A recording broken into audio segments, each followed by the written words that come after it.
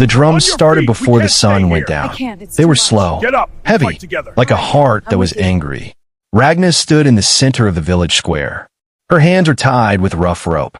Mud covered her boots. Her green skin had dust on it. She did not cry.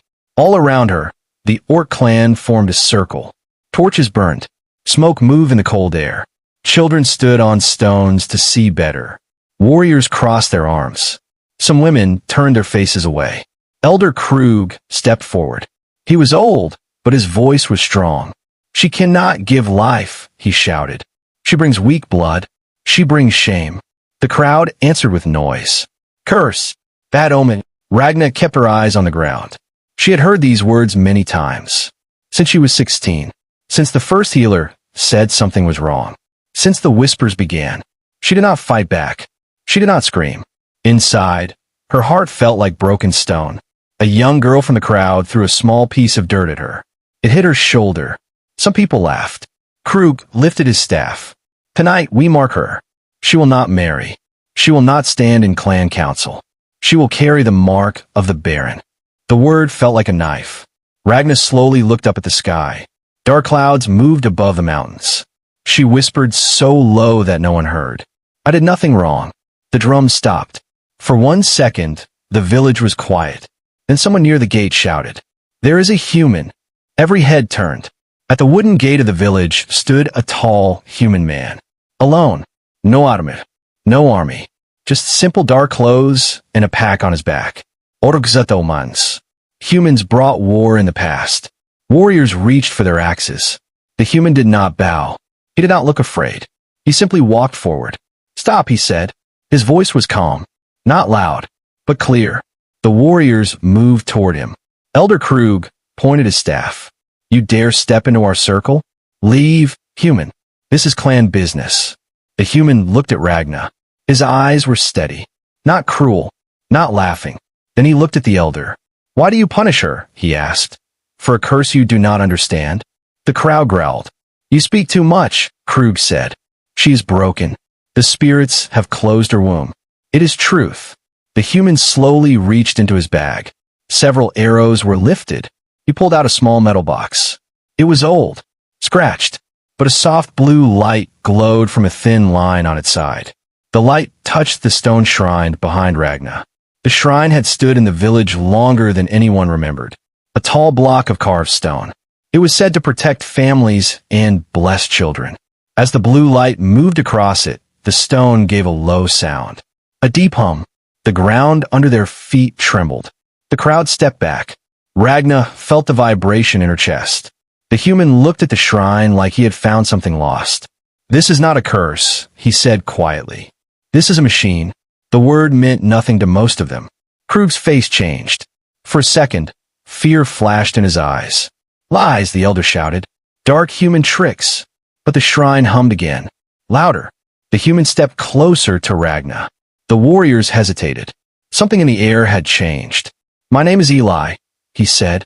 "I fix broken things." Ragna stared at him. No one had ever spoken for her before. He turned to the elder. "Give me 3 days," Eli said. "If I am wrong, you can punish both of us." Gasps moved through the crowd. "You would die for her?" someone whispered. Eli did not look at them. He looked at the shrine.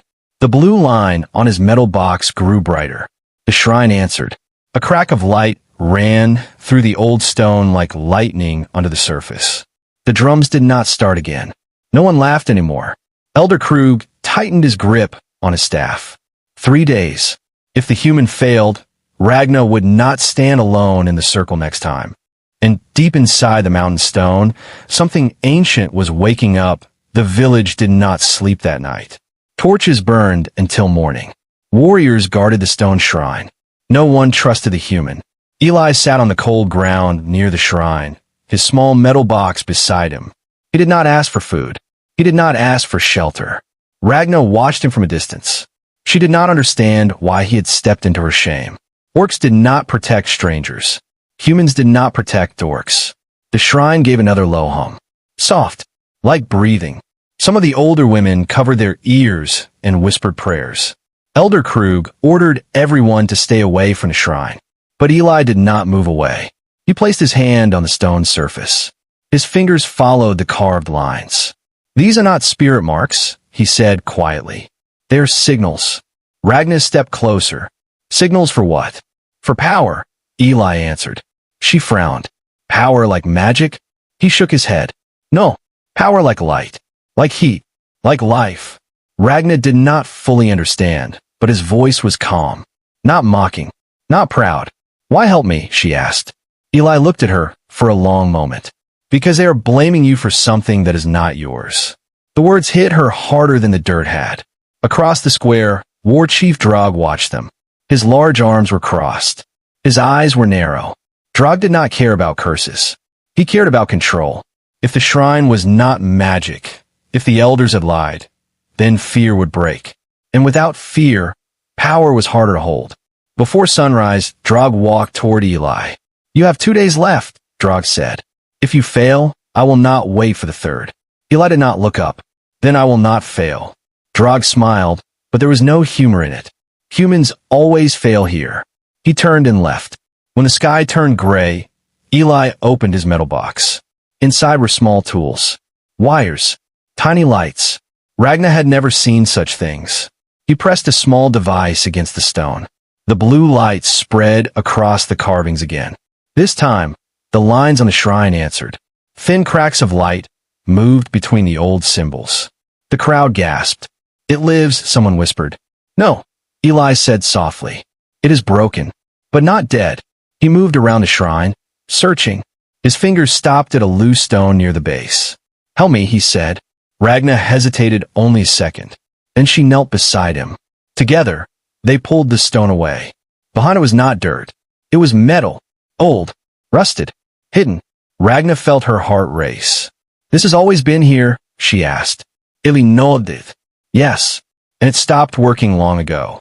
Elder Krug's voice cut through the air. "Close it. Do not touch what you do not understand." But his anger felt weaker now. The clan had seen the light. Eli reached into the hidden space and pulled out a small broken piece. It looked simple, a cracked connector. "This," he said, holding it up, "is why they call you cursed." Ragna stared at the small object. All her life, all the shame, all the whispers. Because of this? Drog stepped forward suddenly and kicked the metal plate closed. "Enough," he roared. "This human brings poison ideas. He weakens us." Several warriors stepped forward. Ragna stood between them and Eli. Her voice shook, but she did not move. "If he lies, then we lose nothing," she said. "If he speaks truth, then we lose our fear." The square fell silent. Drog's eyes burned with anger. "You protect him now?" he asked. Ragna lifted her chin. "He is the first who did not treat me like dirt." For a moment, no one moved. Then Eli spoke again. "I need one more part," he said calmly. "A simple metal strip. Strong. Clean." The clan blacksmith stepped forward slowly. "If this is a trick," the blacksmith warned, "I will break your hands." Eli gave a small smile. "Fair." As the blacksmith left to find the metal, dark clouds gathered above the village. The shrine gave another deep hum, but this time it was louder, stronger. From inside the stone, a thin beam of light flashed upward into the sky. The clan stepped back in fear. Drog's face changed. This was no longer about a girl. This was about the truth. And truth was far more dangerous than any curse. The light from the shrine did not fade. It stayed in the sky like a thin blue line, cutting through the dark clouds. The clan did not cheer. They did not understand what they were seeing. And when orcs do not understand something, they grow afraid. War Chief Drog stepped forward, his heavy boots striking the stone ground. "This ends now," he said. He raised his hand, and the warriors moved in a tight circle around Eli. Ragna stepped closer to him, but Drog pointed his axe toward her. "You have already shamed us once," Drog said. "Do not shame us again." Eli slowly stood up. He brushed dust from his hands. "You said 3 days," he reminded them. Drog's lips curled. "And I say you earned those days." He turned to the crowd. "If this human speaks truth, let him prove he has strength. Let him survive our trial." A low murmur moved through the village. Every orc knew the trial. The pit of tusks. Ragna's stomach tightened. The pit was not just a fight. It was a test of fear. Warriors entered with weapons. Only the strong walked out. Eli had no axe, no automat, no clan behind him. Drog looked at him.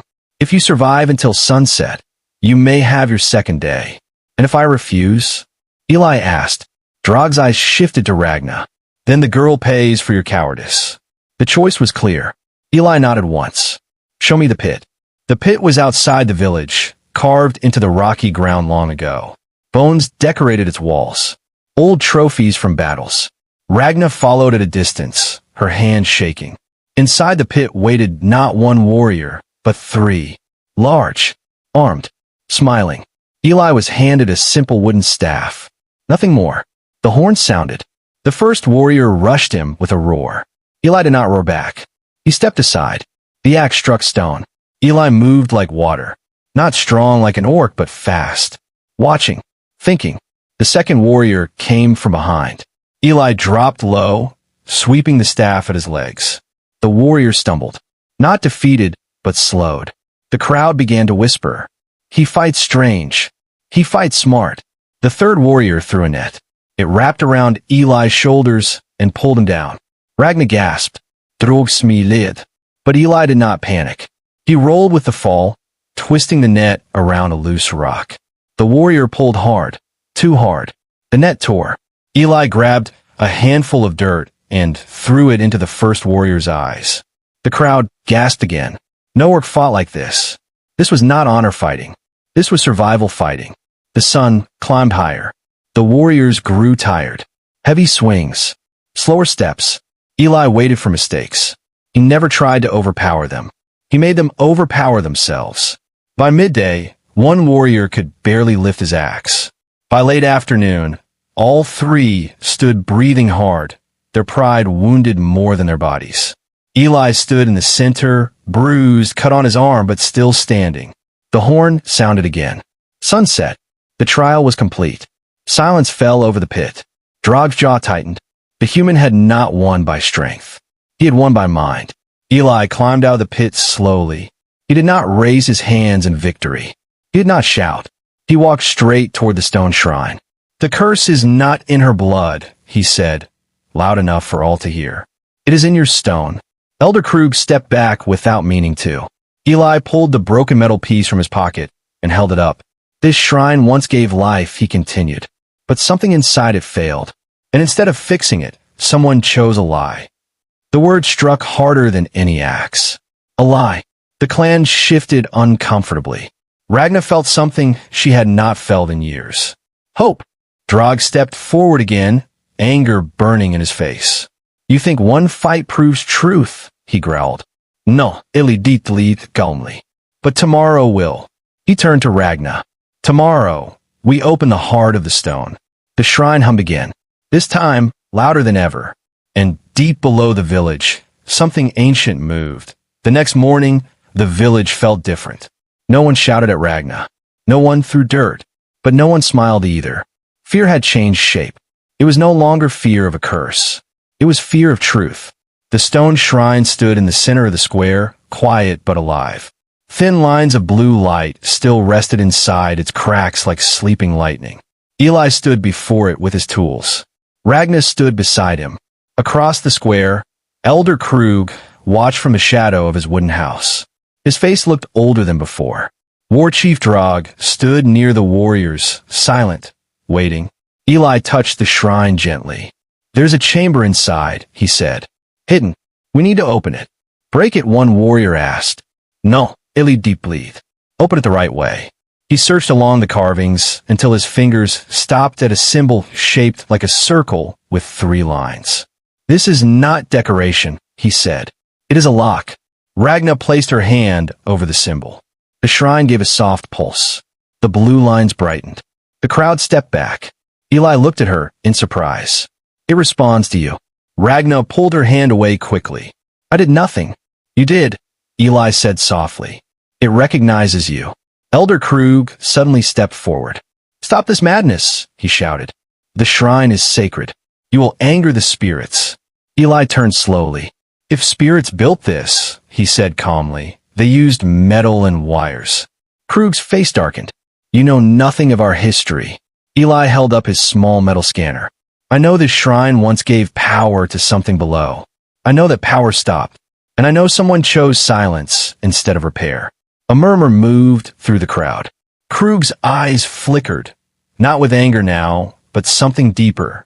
Guilt. Eli pressed the metal strip the blacksmith had made into the cracked space beneath the stone. The shrine vibrated harder. A deep grinding sound echoed through the square. Dust fell from the top of the shrine. Then, the front stone plate slowly shifted open. Gasps filled the air. Behind the stone was not empty darkness. It was a narrow stairway going down. Cold air rose from below. Ragna felt her heart beat faster. Eli looked at her. You coming? She nodded. They stepped down together. Torches were lowered after them.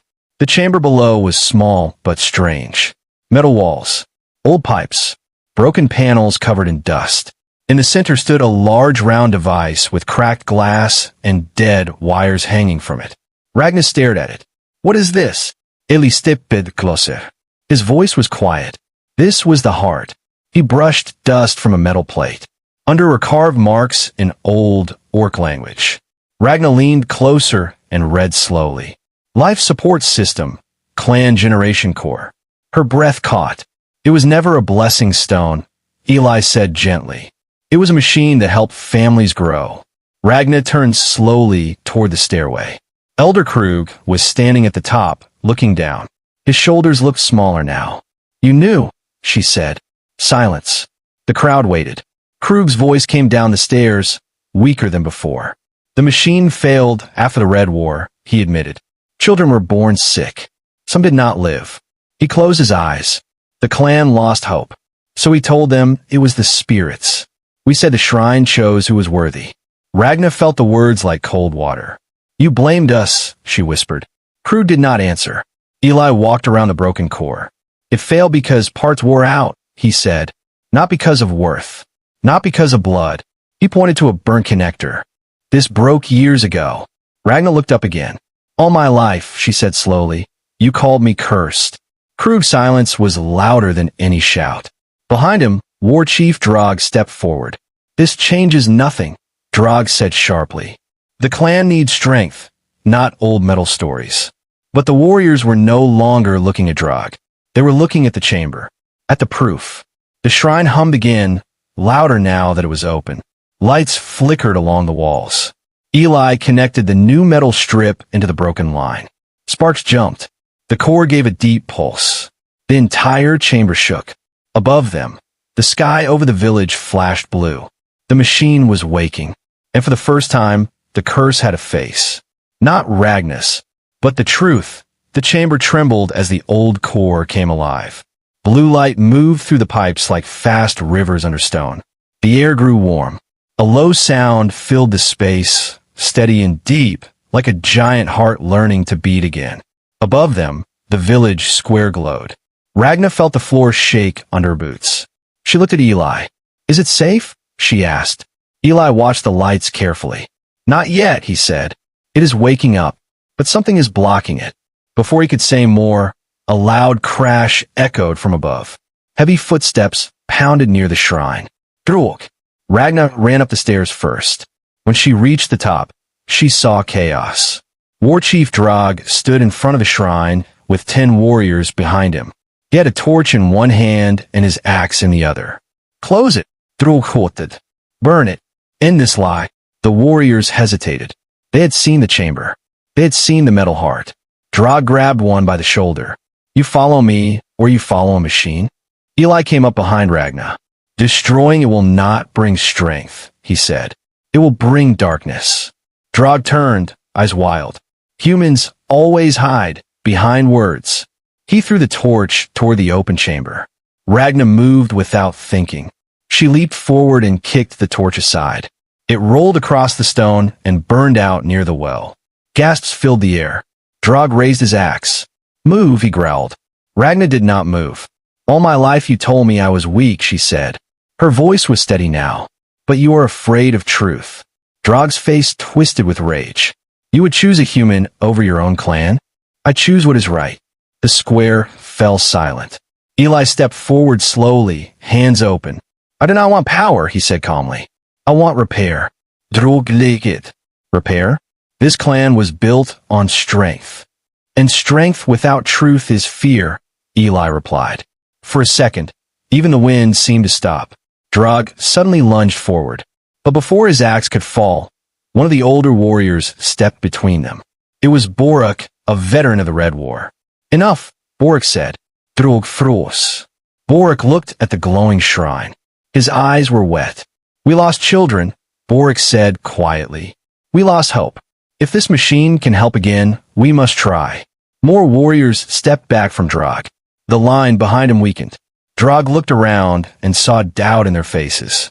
He roared in anger and pushed Boruk aside. Then I will end it myself. He rushed toward the chamber entrance again. Eli moved quickly, not to attack but to block. Drog swung his axe hard. Eli barely stipid aside. The axe hit stone and sparks flew. Ragna grabbed a fallen spear and stood beside Eli. You will not touch it, she said. For a moment, it looked like blood would fall in the square. Then, the shrine released a deep pulse of energy. A wave of blue light burst outward from the open chamber. It knocked everyone back. Drog stumbled and dropped his axe. The ground stopped shaking. The machine inside gave a steady hum now, calm, controlled. A soft blue light rose into the sky once more. Not wild, not broken, balanced. The villagers slowly stood up. No one was hurt. Eli looked at the shrine, breathing hard. It is stabilizing, he said. Ragna lowered the spear. Drog looked around him. The clan was no longer looking at him for answers. They were looking at the shrine, and at Ragna. Boruk stepped forward again and picked up Drog's axe. War Chief, he said quietly, your fear almost burned our future. Drog's shoulders fell. For the first time, he looked small. Ragna stood tall in the center of the square. No ropes, no throne, only silence. Eli looked at her and gave a small nod. This is only the beginning, he said softly. The shrine's light grew warmer, and the clan began to understand. The curse had never been hers. But courage was, the blue light did not fade this time.